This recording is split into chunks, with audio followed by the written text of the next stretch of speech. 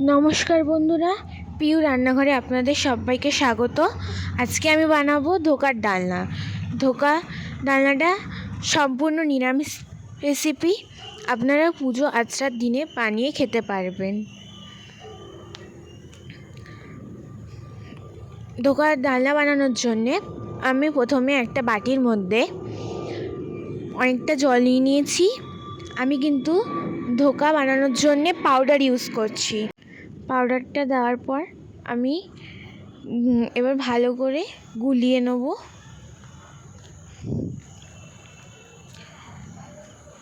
গুলিয়ে নামা হয়ে গেলে এর মধ্যে দেব আমি এভারেস্টের হিং সামান্য দেব। তারপর দেব স্বাদ মতো নুন আর অল্প হলুদ গুঁড়ো আর ঝাল হওয়ার জন্যে গুঁড়ো। এবার এগুলোকে আমি ভালো করে মিশিয়ে নেব।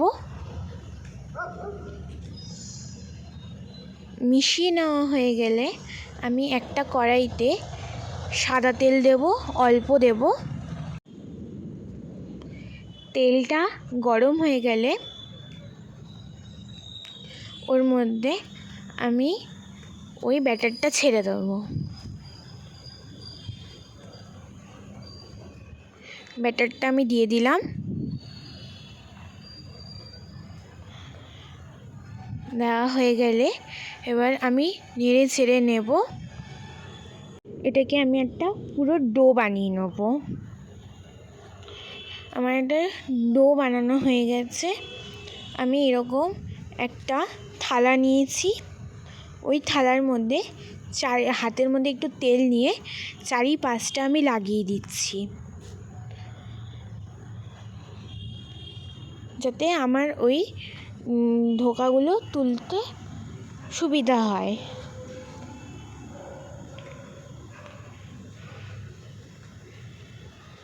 এবার আমি ডোটাকে রেখে দেবো। আর গরম অবস্থায় কিন্তু হাত দিয়ে চেপে চেপে এরকম করতে হবে, ঠান্ডা হয়ে গেলে কিন্তু হবে না।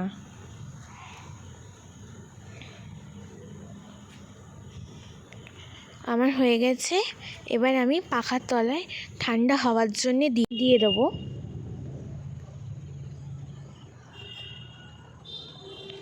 ঠান্ডা হয়ে গেলে আমি একটা ছুরির সাহায্যে চারিপাশটা কেটে নেব, একটা চৌকো শেপ বানিয়ে নেব।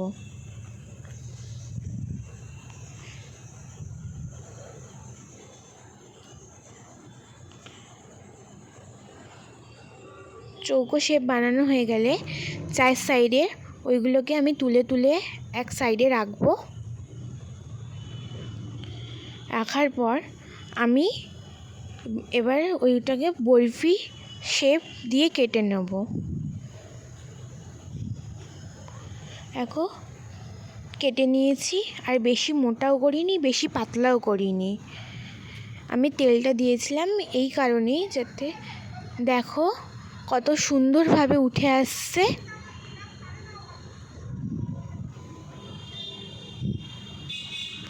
একে একে আমি সব তুলে তুলে দেখাচ্ছি, দেখো।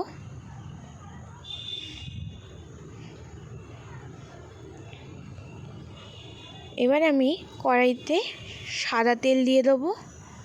সাদা গরম হয়ে গেলে তেলটা একে একে সব আলুগুলোকে আমি ছেড়ে দেবো। এবার আমি ভালো করে লাল লাল করে ভেজে নেব।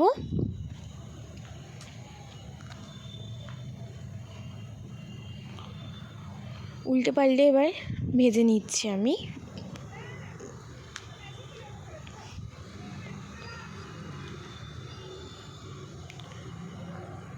দেখো লাল লাল করে আমার ভেজে নেওয়া হয়ে গেছে। এবার আমি তুলে নেব। তুলে নেওয়া হয়ে গেলে এবার আমি ধোকাগুলোকে দিয়ে দেবো। একটা একটা করে ছাড়বো, আস্তে আস্তে, যাতে ভেঙে না যায়।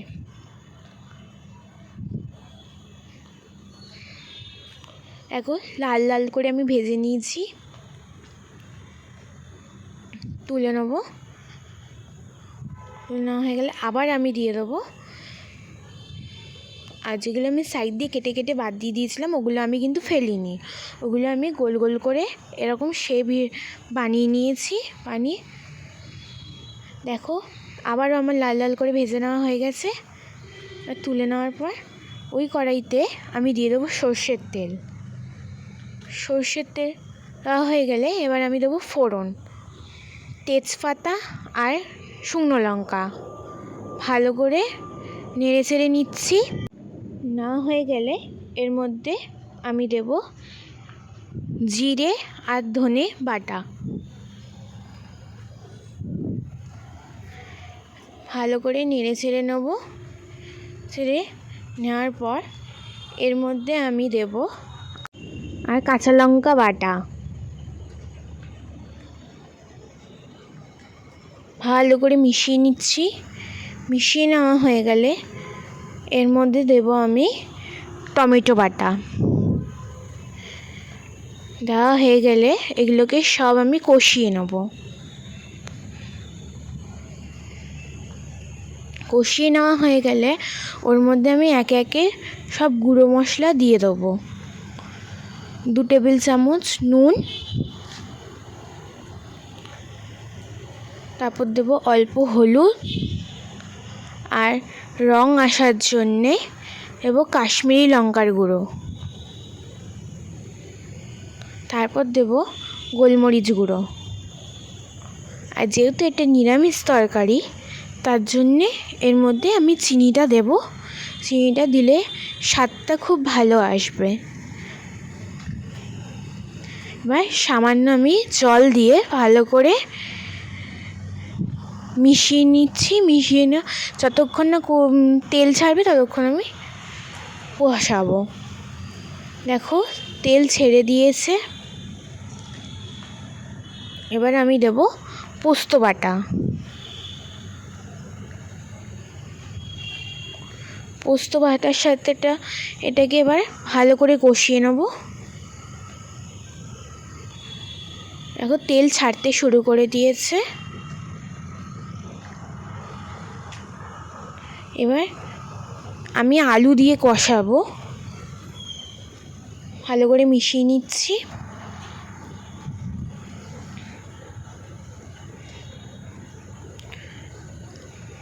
আলু দিয়ে কষানো হয়ে গেছে।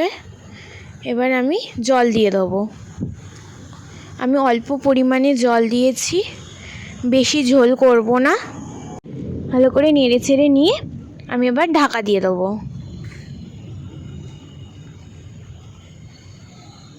দেখো ফুটে উঠেছে, জলটা অনেকটাই কমে গেছে। এর আমি দেবো অল্প হিং আর ঘি আর গরম মশলা। ভালো করে মিশিয়ে নেওয়ার পর এবার আমি ধোকাগুলোকে দিয়ে নামিয়ে নেব।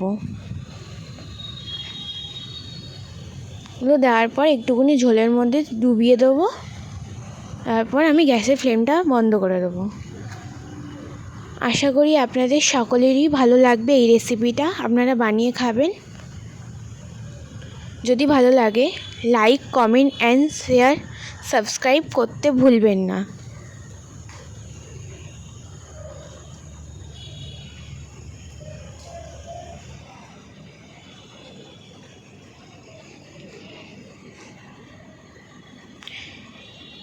এবার আমি সার্ভ করে দেখাচ্ছি। দেখো কতটা লোভনীয় দেখতে হয়েছে।